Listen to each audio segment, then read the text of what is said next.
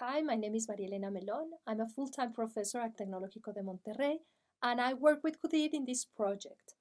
I participated in the part of representing visually the data of the thesis. So next I will show you a little bit how it works and the small details of this visualization.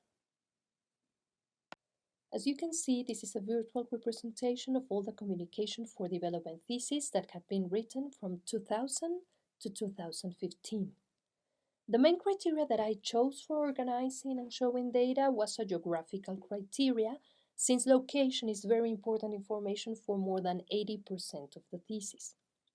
Each circle corresponds to a country or region, and its size has to do with the number of theses that talk about this location. In this way, it's very easy to identify which are the countries with more theses. So, for example, South Africa has the biggest number of theses, followed by Kenya, Indonesia, and Sweden. I added an extra special circle that represents theses that do not talk about any specific region. This thesis represents around 16% of all the theses that were written. Now, in the horizontal bar that you can see below, you can read the exact number of theses for the selected location and the total number of theses until the selected year. At the top there is a timeline that lets you move through time and see how the number of theses has grown and the locations have expanded. So for example, if I move to 2005, you will see that the total number of theses by that year was 48, and that 6 from those 48 theses were related to Indonesia. At the left side, there is a graph that shows the same information as a percentage. I try to make the interaction very easy, so you just need to move the mouse over the different circles to obtain information. If you click on a circle, for example, the one that corresponds to Kenya, you will read the list of theses from that country, starting with the most recent. The timeline continues to work in this part of the project because it is important to check how theses have grown in that specific country or region. Moving from a more general vision to a more specific one, if you click over the circle that is located at the left side of the thesis name, you will be able to read all the details that are stored about the thesis. In case there is a link to the thesis document, you will be able to jump to it. Returning to the map, at the bottom, there are different criteria that can be chosen, and there will be different values for each criteria. In the case of locations, we have continents represented in different colors. America is green, Europe is red, Africa is purple, and so on. All continents can be seen at the same time. It becomes clear in this way that the biggest number of theses corresponds to Africa. After locations, we can see gender. So you can select women and realize that around 70% of theses have been written by women and that are spread all around the world.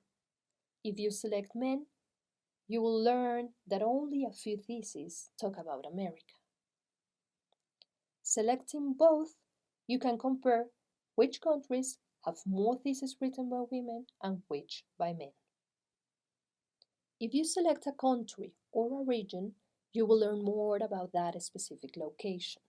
For example, all theses in Argentina were written by women, while all theses in Zambia were written by men. South Africa has almost the same number of theses written by women and men. Color gives you this information, as you can see. There are 5 different objectives.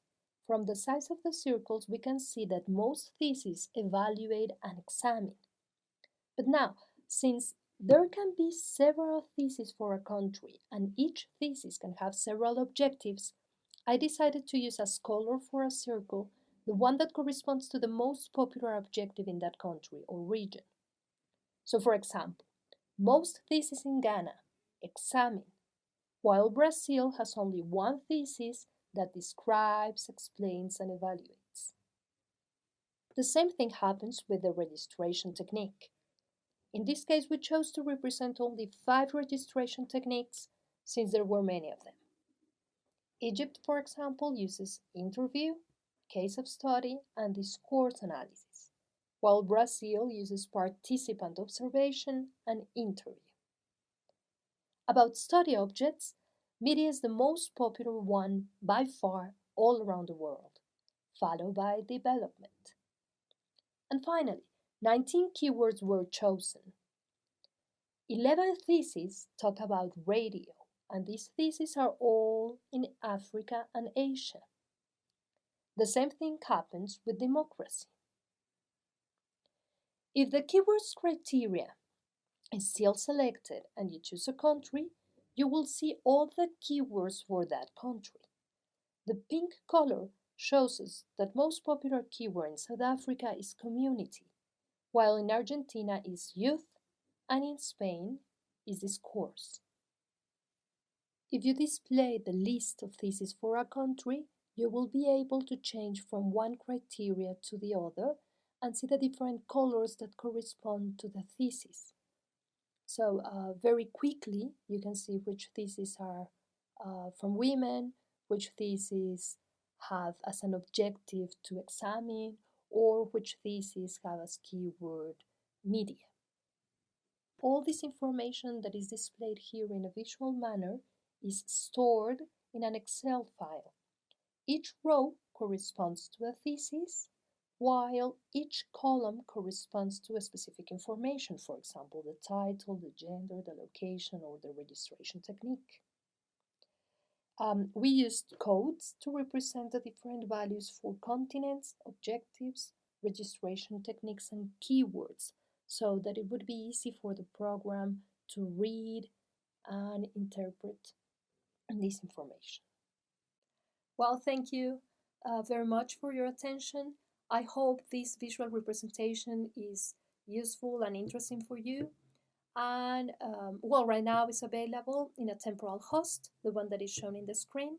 And well, if you have any feedback or comments for us, they are all welcome. Thank you very much.